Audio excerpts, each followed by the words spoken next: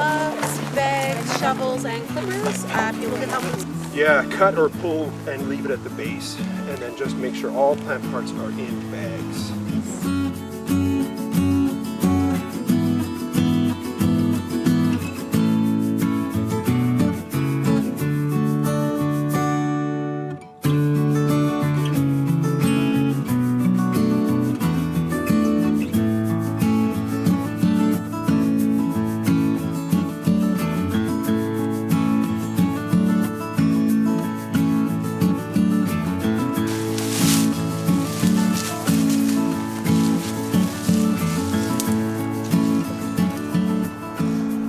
So what exactly is this event all about?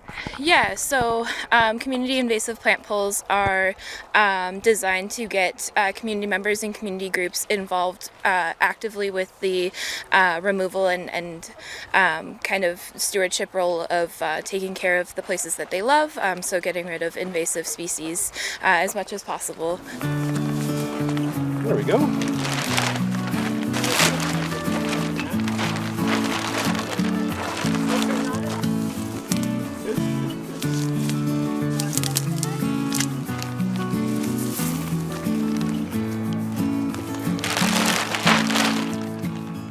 To be considered invasive, they have to have one of three impacts. So they either have to impact the environment, they have to impact the economy, or they have to have some sort of social or cultural impact. So if plants come in and they are very pervasive at spreading, so they produce a ton of seeds, and they're introduced to our northern BC environment. A lot of the times they will come in and they will just spread, and because they are not in their native habitat, they don't have any of the evolutionary relationships that they would have in that space. So they kind of come in and they're not controlled by bugs or pests, or like herbivores don't browse them. So they kind of come in and they just they spread and they take over, and then they outcompete our native species. What's the benefit of taking these things out? Oh yes, so taking them out, it ensures that the native species aren't being outcompeted. It means that those relationships with pollinators, with herbivores, are being sustained. And it means that they have the freedom to kind of grow as they would naturally, and they don't have to worry about anything coming in and taking over for them. So they're coming out really nice. Like, good. The roots are coming out, but not all the roots. Like, you want all the little root hairs to come out. All right. But sometimes I'm losing some, and all it takes is just like a little handful of roots, and they'll reestablish. So. Better than leaving the root ball in there.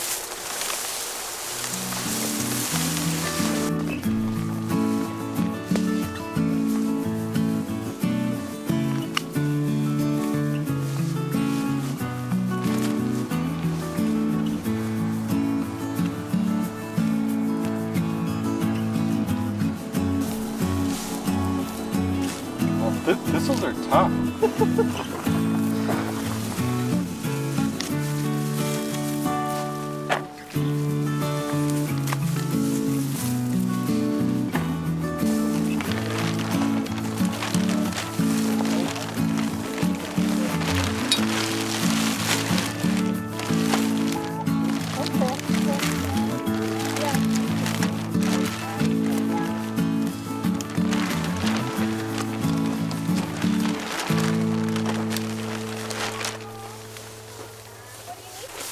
The nice thing, the lucky thing here is there's a lot of other native plants and stuff around it that can hopefully establish themselves, reestablish themselves once these are gone. And that's a big advantage, is if these are in like patches of gravel and stuff where there's no other plants, then they'll just sprout right back up. So nice to see this other native vegetation around it.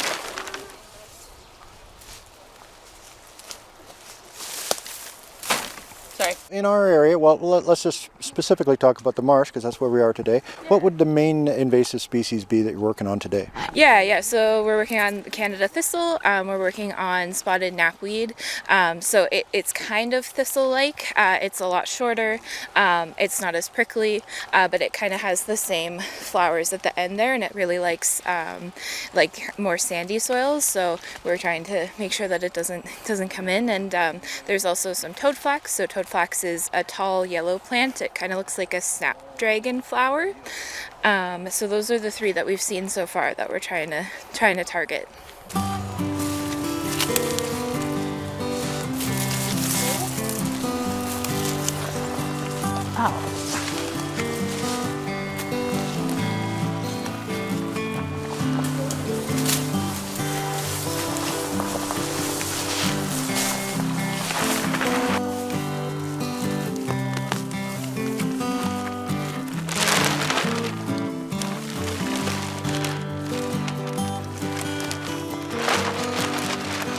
For people like me who are not really plant savvy, how could you identify these? Is there like an app or some kind of a guide you can look at? Yeah, absolutely. So if you go to our website, nwipc.org, we have a catalog of some of the invasives. You can also use iNaturalist, which is an app, or iNaturalist's it's kind of like a companion app, Seek, and so those will generally ID them for you. We also have resources provincially available, and if you ever see us at farmers markets or anywhere with our information table, we have carabiners that have ways to ID, and then also some ID booklets. So yeah, and feel free to contact us at any point too if you have any questions or you're like, I don't know if this is invasive, and send us a photo and we're happy to help.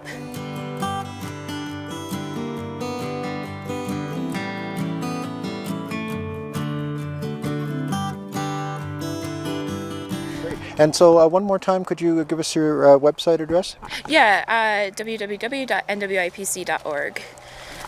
Thank you very much for doing this today, and it's a great thing you're doing for our area, and keep up the great fight. Yeah, and I'd just like to thank the Ministry of Water, Land, and Resource Stewardship also helped sponsor this, as well as YORA. So we would probably not be here if it wasn't for their help and involvement, and all of our volunteers are fantastic. So Yeah, a lot of hard workers here today. Great. Well, thank you very much. yeah, thank you so much.